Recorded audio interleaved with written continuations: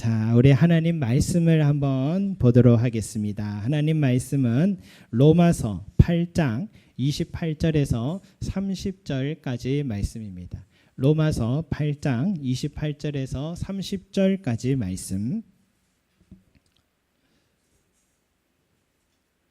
우리 찾으신 줄 알고 우리 한 목소리로 함께 올려드립니다. 시작. 우리가 알거니와 하나님의 사랑하는 자 곧 그의 뜻대로 부르심을 입은 자들에게는 모든 것이 합력하여 선을 이루느니라. 하나님이 미리 아신 자들을 또한 그 아들의 형상을 본받게 하기 위하여 미리 정하셨으니 이는 그로 많은 형제 중에서 맏아들이 되게 하려 하심이니라. 또 미리 정하신 그들을 또한 부르시고 부르신 그들을 또한 의롭다 하시고 의롭다 하신 그들을 또한 영화롭게 하셨느니라. 아멘. 여러분, 로마서 8장은 어떤 장이라고 했습니까? 성령의 장이다 라고 했죠. 그래서 성령 하나님이요, 우리들을 위해서 어떤 일을 행하셨는지를 낱낱이 조목조목 기록해 둔 곳이 이 로마서 8장이다 라고 볼 수가 있겠습니다. 먼저 첫째는 성령님께서 우리 안에 거하시니까 우리 안에는 두 법이 투쟁하기 시작한다 했죠. 성령의 법과 육체의 법이 서로 거스르기 시작한다 했죠. 그래서 우리가 연약해서 육체의 법에 넘어질 때가 있잖아요. 그러면 성령님은 우리가 생명과 성령의 법을 따를 수 있도록 도와주신다라고 했습니다. 우리 9절 같이 한번 읽어볼까요? 9절 말씀, 8장 9절 말씀 시작. 만일 너희 속에 하나님의 영이 거하시면 너희가 육신에 있지 아니하고 영에 있나니 누구든지 그리스도의 영이 없으면 그리스도의 사람이 아니라. 아멘. 둘째, 성령님은 또 양자의 영이다라고 부른다 했죠. 우리 안에 성령님이 거하시면 이제 우리는요, 성부 하나님을 향하여서 아빠, 아버지라 부를 수 있는 특권을 얻고요, 그리스도와 함께 한 상속자가 되는 그런 특권을 얻는다라고 했죠. 우리 15절도 같이 읽어보겠습니다. 15절 시작. 너희는 다시 무서워하는 종의 영을 받지 아니하고 양자의 영을 받았으므로 우리가 아빠, 아버지라 부르짖느니라. 아멘. 셋째는요, 성령님이 내주하신다는 것은요, 주님이 재림하는 순간 우리도 영광스러운 부활의 몸이 된다는 보증이 된다는 겁니다. 여러분, 이런 영광스러운 부활의 몸이 되는 그 순간을 가장 누구보다도 고대하는 존재들이 누굴까요? 모든 피조물, 그죠? 모든 피조물이 그날을 고대한다. 왜냐? 모든 피조물도 고통과 탄식에 벗어나 해방되는 순간이 그날이기 때문입니다. 21절 말씀 같이 읽겠습니다. 시작. 그 바라는 것은 피조물도 썩어짐의 종노릇한 데서 해방되어 하나님의 자녀들의 영광의 자유에 이르는 것이니라. 아멘. 넷째는 뭡니까? 하나님의 자녀인 우리가요, 이 영광스러운 자유의 몸이 되기까지 그 누구보다 성령님께서 말할 수 없는 탄식으로 기도해 주고 계신다 말씀이죠. 26절 같이 읽겠습니다. 시작.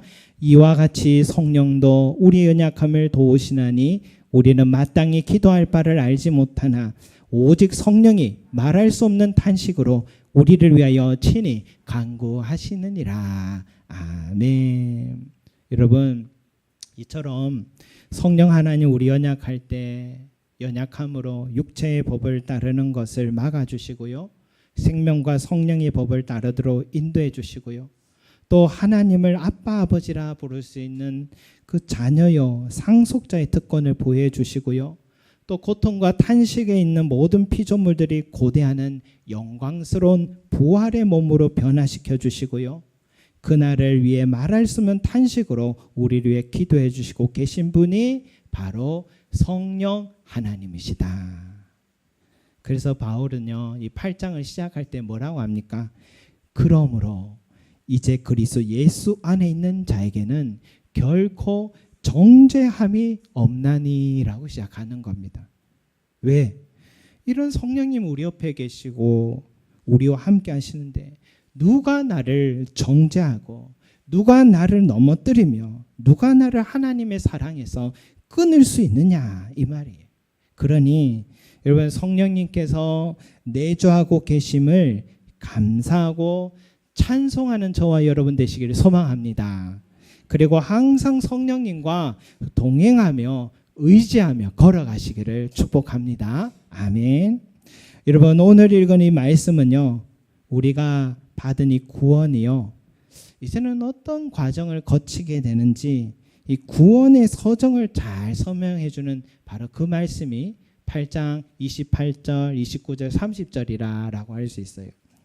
이렇게 보면은요, 8장 28절 또 30절까지 보면은 여기에 미리 정하심, 이걸 택하심, 예정하심이라 할 수 있습니다.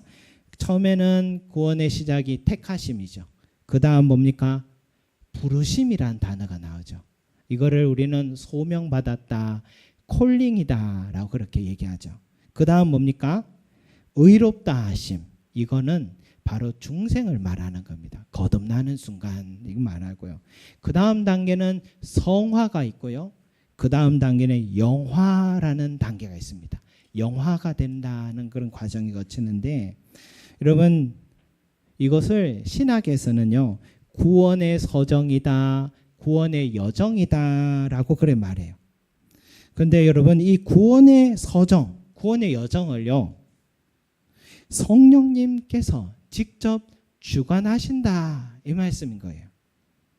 어떻게 이 구원의 여정을 주관하시는지 우리 말씀 통해서 한번 살펴보면, 먼저 이번 택하심, 예정하심에 대해서 한번 배워보겠습니다. 29절에 보니까 하나님이 미리 아신 자들이라는 말이 나와요. 30절에 보니까 또 미리 정하신 그들을이라는 말이 나와요. 이 말은 하나님께서요, 우리를 미리 아셨고 미리 정하셨다 이 말입니다. 도대체 우리를 언제부터 아셨느냐? 바로 우리 에베소서 1장 4절 말씀 한번 볼까요? 같이 한번 읽겠습니다. 앞에 있습니다. 시작. 곧 창세 전에 그리스도 안에서 우리를 뭡니까? 우리를 정하사라고 그래 말했어요. 우리를 택하사라고 그래 말씀하고 있어요. 그죠?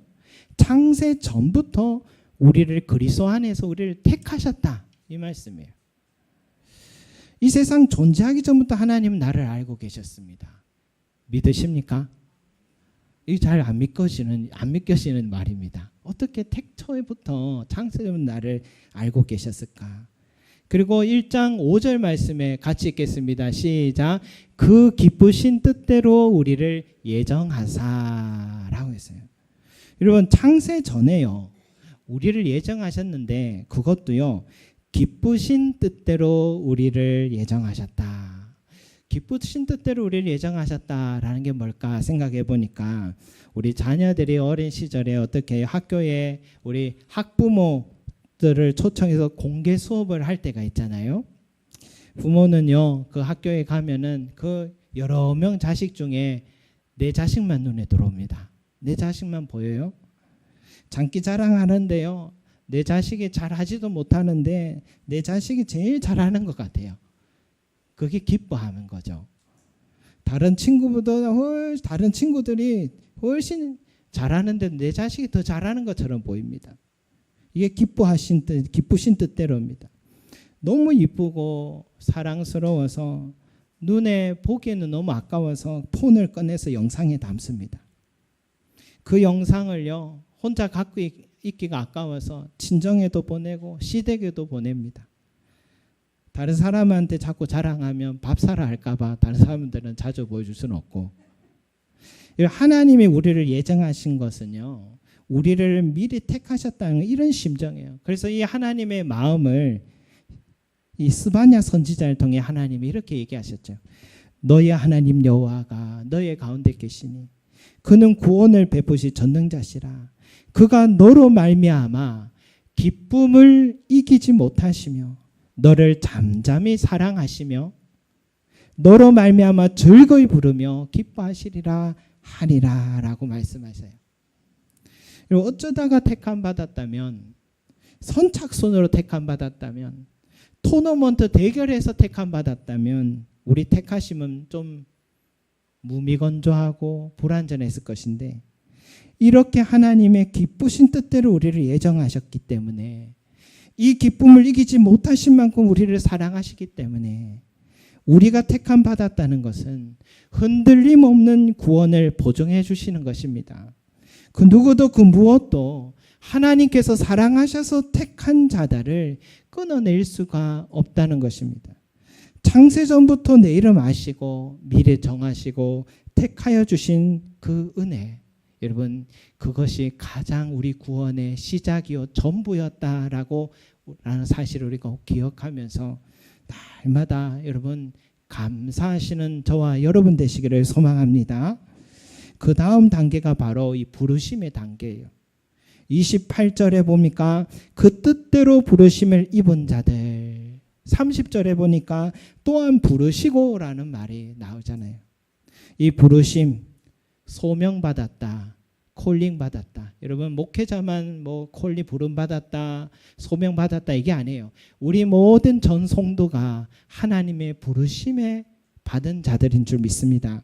여러분, 이 택함 받은 자들이 놀라운 은혜예요. 택함 받은 자를 하나님께서 끊어낼 수 없듯이 그 택함을 받은 자들을 이 성령님이 부르실 때는 그 누구도 거부할 수가 없습니다. 가장 좋은 예가 사도 바울이잖아요. 사도 바울이 전직이 뭡니까? 예수쟁이 잡아서 옥에 잡아 넣는 일이죠. 기독교 박해하고 교회를 소탕시키는 거죠. 기세등등 다메섹을 향하고 있는데 그 길에서 해보다 밝은 빛으로 찾아오신 부활의 예수님과 그 음성과 사명을 들을 때 이 의지가 강하던 사도 바울이 꼬꾸라져 버렸습니다.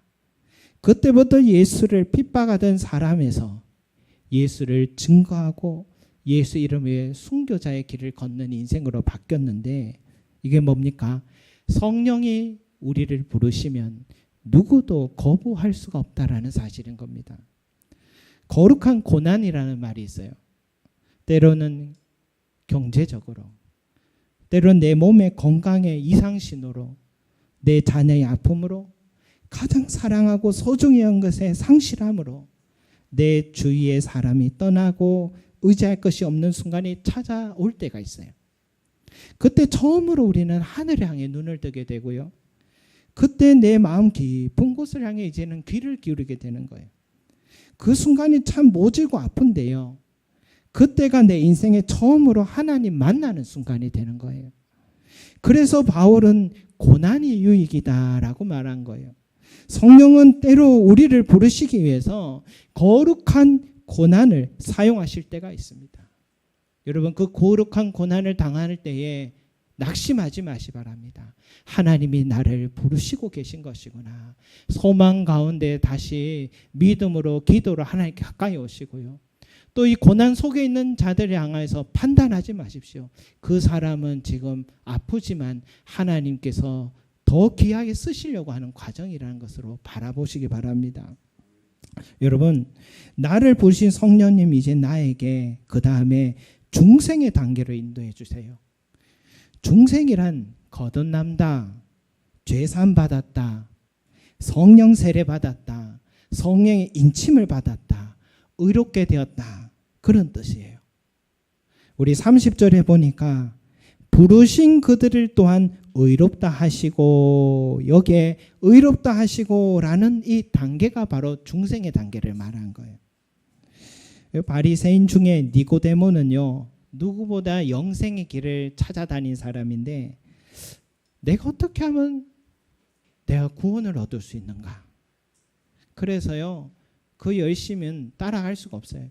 율법주의에 빠져서 장로들의 유전 전통에 따라 얼마나 경건의 행위를 철저히 지켰으면 그가 바리새인이 되고요, 공회의 관원의 자리까지 꿰차게 됐겠습니까?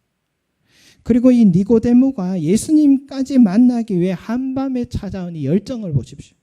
밤에 찾았다니까 체면 때문이라고 생각할 수 있겠지만 체면이 있었다면 오히려 낮에 자기 비서를 통해서 예수님을 찾았겠죠. 그 밤에 한 걸음에 홀로 달려온 것은 그가 진리에 대한 갈급함 때문이라 볼 수 있어요.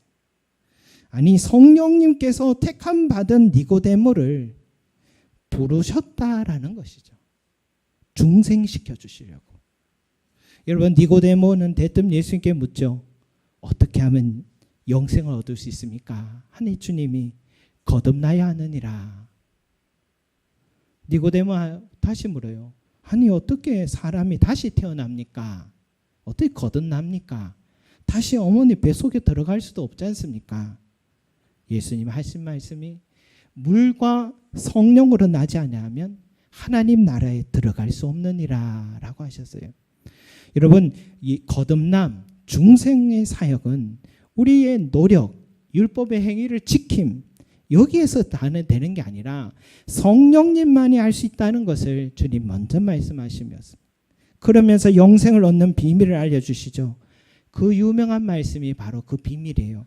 하나님이 세상을 이처럼 사랑하사 독생자를 주셨으니 이는 그를 믿는 자마다 멸망하지 않고 영생을 얻게 하려 하심이니라 라고 하셨어요. 여러분, 니고데모는 율법의 행위가 영생의 길인 줄 알고 철저하게 지켰지만 나는 공허했어요. 지키면 지킬수록 내가 죄인임을 더 깨닫기 시작했어요. 지키면 지킬수록 영생과는 나는 더 멀어 있다는 걸 깨달았어요. 그러나 성령의 인도하심을 받아서 하나님의 독생자를 믿음으로 영생을 얻는다는 진리를 발견했고 그는 집으로 홀로 돌아갔습니다. 여러분, 니고데모는 예수님을 믿었을까요? 영생을 얻었을까요? 예수님의 그 마지막 돌아가신 그 장례 때에 공개적으로 니고데모는 찾아와서 이 아리마대 요셉과 함께 니고데모는 자기의 전 재산 같은 그 100리트라라는 향유를 예수님의 시신에 다 붓고 장례를 치러드린 것 보면 나는 예수쟁이요 하고 온 세상에 공포한 바로 그 행위를 보면 그는 예수를 믿었구나라는 걸 알 수가 있습니다. 여러분, 성령은요 택함 받은 자를 반드시 부르십니다. 부르신 후에 반드시 그를 의롭다 하십니다. 의롭다 함 받으려면 믿음이 필요한데 성령님은요 나에게 복음을 통해 예수님 먼저 알려주시고 그 예수님을 믿을 수 있는 믿음까지도 성령님께서 불어넣어 주시는 것입니다. 회개의 심령을 불어주셔서 내가 죄인임을 깨닫게 하여 주시고 예수님을 믿음으로 구원 얻는다는 사실을 확신 갖게 하시는 분이 바로 성령님이십니다. 여러분, 이 순간이 거듭나는 순간이에요. 이것은 중생의 순간이요. 이것이 하나님의 자녀가 되는 순간입니다. 이거는 물 세례가 아니라 성령 세례를 받는 순간이기도 합니다. 이 순간에 우리는 하나님께 의롭다함을 얻는 순간이 되는 것입니다. 우리 30절 다시 한번 읽어볼까요? 시작. 또 미리 정하신 그들을 또한 부르시고 그들을 또한 부르신 그들을 또한 의롭다 하시고. 여기까지. 여러분, 어떤 사람들은요 이 거듭난 순간, 이 회심의 순간을 뚜렷하게 기억합니다. 그래서 바울은 항상 자신이 만난 예수님을, 사람들을 만날 때마다 내가 다메섹 도상에서 만난 회심의 순간을 잊지 못하고 사람들의 간증을 많이 했어요. 우리 주변에도 이런 생생한 경험이 있는 형제 자매들 보면요 참 부러울 때가 있죠. 하지만 여러분, 너무 부러워하지 마시고 너무 서운해하지 마시기 바랍니다. 모두가 그런 중생의 경험이 있는 게 아니에요. 이거는 영적인 일이기 때문에 우리가 인지하지 못한 순간에 이루어지는 사건이기도 합니다. 그래서 나는 뚜렷한 영적 체험이 없다면 내가 과연 거듭난 사람 맞는가 의심하지 마십시오. 단 확인하고 싶다면 예수님께서 나를 위해 죽으시고 나의 구원자시라는 그 고백이 거북하지 않고 그대로 받아지고 믿어진다면 그건 내가 거듭난 자라는 증거이기도 합니다. 왜? 이런 믿음은요, 내 이성적인 판단에 의한 게 아니라 성령님께서 거듭난 자에게 주신 선물이기 때문인 것입니다. 또 내 삶에 참 잔잔하게 인도하시는 그 손길을 여러분 느낀다면 그것은 성령님이 나를 이끌어 주신다는 거듭난 자의 증거라는 것을 여러분 믿으시고 확신 가지시길 소망합니다. 여러분, 성령님은 택함 받은 자를 부르시고요, 그에게 중생의 은혜를 베풀어 주십니다. 그리고 그 다음 단계가 뭐냐? 성화의 단계예요. 성화는 뭐냐? 내가 예수님을 믿고 중생 받은 후에 일평생 이제 이루어지는 이제 출발입니다. 일평생 이루어지는 과정이에요. 여기 계신 모든 분들은 지금 우리는 모두 다 성화의 과정을 밟고 있다 보시면 돼요. 이런 질문이 생겨요. 중생 얻고 제시선 받아 의롭다 선언 받았으면 우리도 우평강도처럼 바로 영화의 단계에 들어가서 영원한 천국에 살면 될 것을 왜 이 긴 세월 동안 이 성화의 과정을 우리가 지금 이렇게 걸어야 하느냐, 이런 질문이 들잖아요. 바울은 이 성화의 과정이 우리에게 있는 이유를 설명을 해주기를 29절 같이 한번 읽어보겠습니다. 29절 시작. 하나님이 미리 아신 자들을 또한 그 아들의 형상을 본받게 하기 위하여 미리 정하셨으니 이는 그로 많은 형제 중에서 맏아들이 되게 하려 하심이니라. 아멘. 우리가 성화의 과정을 걷는 이유는 그 아들의 형상을 본받게 하기 위하여. 그 아들이 누굽니까? 그리스도의 형상을 본받게 하기 위하여 우리가 이 성화의 과정을 걷는 거예요. 여러분, 우리 성화의 과정에서 우리는 끊임없이 이제 변화해 가기 시작해요. 그 목표는 바로 뭡니까? 그 아들의 형상을 본받게 하기 위해서. 그 아들의 형상은 뭡니까? 그 아들의 인격은 또 어떻습니까? 예수님의 인격을 한번 떠올려 보십시다. 그것은 한마디로 사랑입니다. 사랑하며 사는 삶이었어요. 우리를 너무 사랑하셔서 하늘 보좌에서 스스로 내려와 인간의 몸이 되시고, 우리를 너무 사랑하셔서 우리 죄를 씻기 위해 십자가에 달려 죽으셨고, 우리를 너무 사랑하셔서 제자들의 발을 친히 씻기시며 너희도 이와 같이 하라라고 말씀하시면서, 이와 같이 여러분 예수 그리스도를 본받아서 우리도 그의 성품을 닮아가고 그의 삶을 본받으며 살아가는 것, 이것이 바로 성화의 과정인 것입니다. 이를 위해서 성령님은 날마다 우리를 만지시고 고쳐가시는 분이십니다. 여러분, 성화의 과정에서 우리에게 일어나는 두 가지 현상은, 하나는 죄를 멀리하게 하는 것, 하나는 의를 행하게 하시는 겁니다. 선한 일을 자꾸 행하게 하시는. 죄를 멀리한다는 말 여러분 이해가 됩니까? 우리 안에 이 두 법이 싸운다 했죠. 예수 믿기 전에는요 싸우지도 않았어요. 싸울 일이 뭐 있습니까? 남들도 다 아는 거 뭐 하면서 자기도 합리화하며 살았어요. 죄의 대가를 치러도요 그것이 징계인지도 모르고 인생이 다 그렇지 뭐 하며 무뎌진 감각으로 살아갔습니다. 파멸의 길을 걷는지도 몰라요. 하지만 성령이 내 안에 거하시니까요 죄의 길에 발을 디디면 내 안에 거부 반응부터 일어나기 시작해요. 성령님은 죄의 길에서 돌이키실 때까지 말씀을 통해 계속 찌르십니다. 그러니 마음에 평안이 없어요. 애서 괜찮은 척, 아무렇지 않은 척 해도요 얼굴에 수심이 가득합니다. 죄를 지은 아담이요 제일 먼저 한 게 뭡니까? 하나님을 피하려 했어요. 그러니 하나님이 아담에게 네가 어디 있느냐, 네가 선 자리를 자꾸 물으셨어요.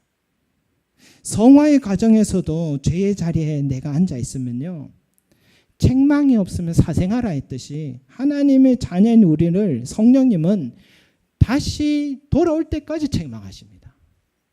얼마나 집요하신지 모릅니다. 때론 거룩한 고난을 통해서까지도 우리를 돌이키십니다. 그러니까 죄의 길에 서 있을 수가 없어요. 이런 시간이 자꾸 반복되면서 나도 모르게 죄에서 자꾸 멀어지는 삶을 살게 만들어 가시는 거예요. 믿으시기 바랍니다. 성화의 과정에서 또 성령님은 나를 의를 행하게 하세요. 선한 일을 자꾸 행하게 하세요. 하나님, 여러분, 미국에요, 석유의 왕 이 록펠러라는 사람이 있잖아요. 이 사람이 사업을 할 때는요, 수단과 방법을 가리지 않고 경쟁사가 있으면 석유 사업을 할 때 다 짓밟았습니다. 그리고 성공해서 이 사람 별명이 독점 왕이었습니다. 독점을 다 해버린 거예요. 다른 회사 다 밟아버렸으니까. 결과 1883년도에 미국의 최고의 부자가 됐대요. 그리고 10년이 지나서 세계 최고 부자가 됐답니다. 그렇다고 이 사람이 신앙이 없는 게 아니에요. 예배 안 드리는 거 아닙니다. 예배 시간에 제일 맨 앞자리에 앉았고요. 목사님과도 항상 친분을 놓지 않았고요. 어릴 때부터 어머님께서 11조 생활을 철저하게 교육을 해서요, 사업을 하는 중에도 11조를 계산하는 직원만 해도 수십 명이었답니다. 그만큼 나름 밖으로 보기엔 신실한 그리스도인이었어요. 하지만 성령님은요, 그를 더 성화시켜가고 거룩한 자로 빚어가기 시작하십니다. 그에게도 거룩한 고난이 찾아왔어요. 사업의 스트레스로, 긴 재판으로 인해 그의 몸과 마음이 무너지기 시작했는데 음식을 소화하기가 이제 힘들어졌고요. 머리카락이 빠지고 눈썹이 빠지는 희귀병에 걸렸어요.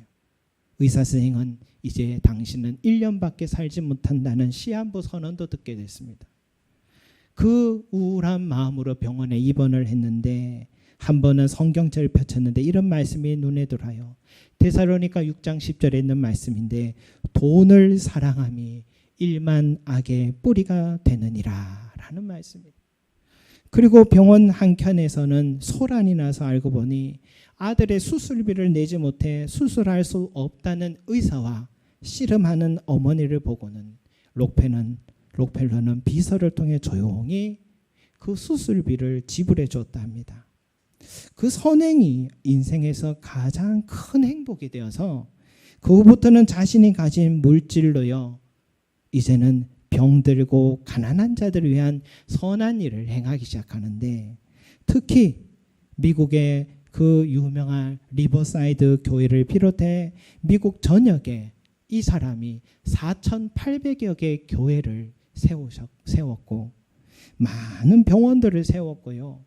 노벨 수상자가 90명이나 배출된 시카고 대학, 록펠러 대학을 비롯해 종합대학교를 12개나, 단과대학을 12개나 세웠답니다. 당시에 산업화가 환히 일어나서 뉴욕에는 쓰레기와 오물들이 차기 시작했는데, 그러면서 상하수도의 오염으로 마실 물이 부족해지니까 물 사용료가, 수도세가 엄청 올라갔어요. 전염병이 또 창궐해서 뉴욕시에 심각한 문제가 되었어요. 그러니까 제일 힘든 사람이 저소득층 사람들이 제일 힘들어졌습니다. 그래서 록펠러는요, 뉴욕시의 모든 상하수도 인프라 구축에 투자를 하기 시작합니다.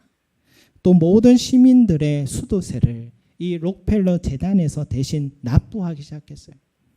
깨끗한 물을 공급받기 시작하니까 도시가 다시 안정을 찾고요. 전염병 발생률이 떨어지기 시작했고요. 비싼 수도세 내지 않아도 되니까 특히 저소득층 사람들에게 생활에 큰 힘이 되었다 합니다.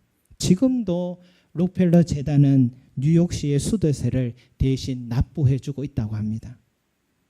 여러분, 하나님은 믿지만 인생의 목적 없이 수단과 방법 가리지 않고 돈을 모으던 한 인생이요, 거룩한 고난을 통해서 성령님은 성화시켜 가기 시작하고요, 하나님의 예수님의 형상을 닮아 내 이웃을 내 몸과 같이 사랑하라는 말씀을 실천하는 인생으로 바꾸어 가십니다. 그렇게 살기 시작하니까 1년밖에 살지 못한다던 이 사람이 40년을 더 살게 되어서 93세에 주님의 품에 안기게 됐다라고 합니다. 좀 극적인 예를 얘기를 드렸겠죠. 성령님은요, 우리를 지금도 변화시켜 가고 계심을 믿으시기 바랍니다. 그것도 예수님의 형상을 본받게 하시기 위해서 지금도 저와 여러분을 변화시켜 가고 계십니다. 저도 목회자이기 때문에 우리 성도들의 변화의 과정을 옆에서 지켜보면서 한 사람 한 사람의 변화의 모습을 보면서 성령님이 역사하시는구나, 이 성령님의 변화가 성화의 과정이 이런 거구나 볼 때마다 너무 감사하고 기쁘고 또 하나님께 찬양 올려드리게 되는 거예요. 여러분, 이런 성화의 과정을 거친다고 해서요, 우리가 완벽하게 예수님의 형상을 닮았다 할 수는 없습니다. 이 세상에서 완벽한 성화란 없는 거예요.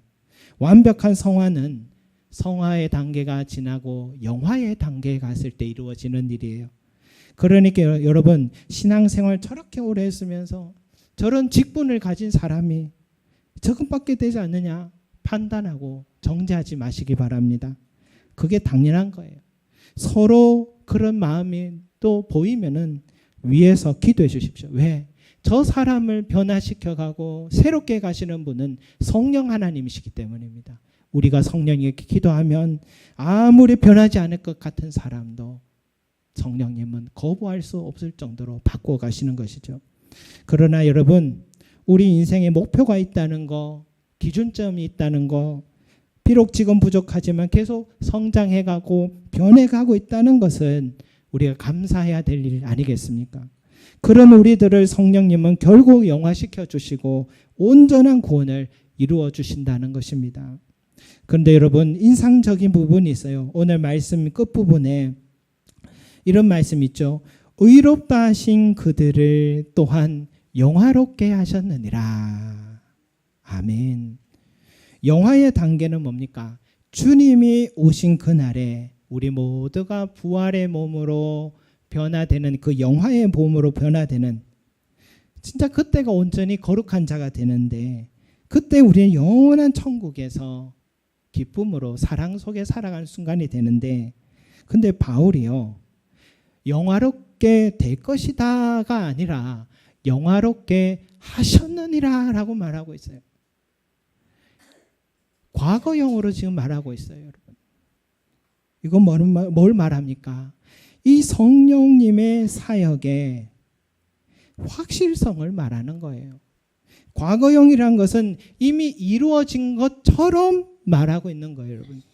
우리가 택함 받은 자라면 반드시 부르실 것이고, 부르셨다면 반드시 의롭게 만드실 것이고, 의롭게 하셨다면 이 성화의 과정 속에서 반드시 그리스도의 형상을 본받게 하실 것이고, 그리고 성화의 과정을 통과하게 하셨다면 반드시 영화롭게 하셨다라는 것을 믿는 믿음이 오늘 이 바울의 선언 속에 있는 거예요. 성도 여러분, 우리가 생방송 통해서 월드컵 축구 보면 전 후반이 다 끝나고 추가 시간까지 긴장을 놓을 수가 없지만, 마침 다른 일이 좀 급한 일이 있어서 생방송을 보지 못하고 승리했다는 경기 결과만 알고서 이 재방송 경기를 볼 때는 어때요? 훨씬 여유가 있고 즐기면서 볼 수 있듯이 우리 그리스도인들의 삶도 마찬가지입니다. 바울과 같이 이미 영화롭게 하셨느니라 확신 갖고 있으면요, 내 인생의 끝이 어떻게 장식될 것을 미리 알고 있으면 지금 좀 어려워도, 지금은 고난 속에 있어도, 지금은 불확실한 미래를 맞이해도, 지금은 내 모습 보니 늘 죄에 넘어지고 있어도, 지금은 너무 부끄러운 내 모습을 마주할 때가 많이 있어도 우리 마음은 그 고난에 파묻히지 않고 내 부족함에 낭망하지 않고 우리는 즐기면서 소망 가운데 걸어갈 수 있음을 믿으시기 바랍니다. 이유는 뭐예요? 내 안에 거하시는 성령님이 나를 성화의 과정을 잘 통과하게 하시고 영화롭게 하실 것을 믿기 때문입니다. 그러니 여러분, 근심과 번민으로 가득했던 우리 얼굴을 활짝 펴시기 바랍니다. 아멘. 우리 서로 옆에 얼굴 한번 보시기 바랍니다. 활짝 펴고 계십니까?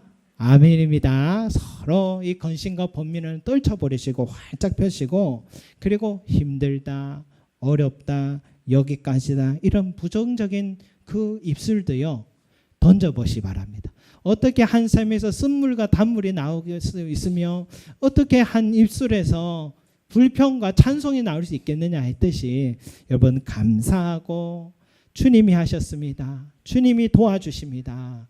반드시 승리하게 하실 것입니다. 여러분 믿음의 언어가 우리 입술에서 흘러나오기를 소망합니다. 이미 구원받아 영화롭게 된 사람처럼 이 세상에 잠시 소풍 왔다가요 저녁이면 돌아갈 사람처럼 이 인생이란 여정을 즐기며 누리며 소망 가운데 살아가시는 저와 여러분이 되시기를 간절히 소망합니다. 우리는 반드시 성령의 도우심으로 승리하게 될 것입니다. 기도드리겠습니다. 사랑과 은혜가 풍성하신 우리 아버지 하나님, 그들을 또한 영화롭게 하셨느니라. 이 바울의 믿음의 고백과 같이 주여, 성령님은 우리를 택하시고 부르시고 의롭다 하시고 이 성화의 과정을 거치고 통과하게 하시며 반드시 우리를 영화롭게 하신 줄 믿습니다. 이 믿음으로 살아가게 하시고, 내가 아니라 성령님은 택함 받은 우리는 반드시 성화까지 완성시켜 주신다는 이 확신과 우리를 성장시키고 견인하여 주신다는 이 믿음으로 오늘도 우리는 흔들림 없는 성령님을 의지하고 바라보며 동행하는, 그래서 우리의 삶에 고난과 어려움이 있고 또 우리의 마음에 눌림이 있어도 좌절하지 않고 소망 가운데 다시 일어서는 우리 모든 성도들이 될 수 있도록 주여 축복하여 주시옵소서. 오늘 이 자리에 있는 우리 모든 성도들이 영화롭게 하신 줄 믿습니다. 감사드리며 예수 그리스도 이름으로 기도드립니다. 아멘.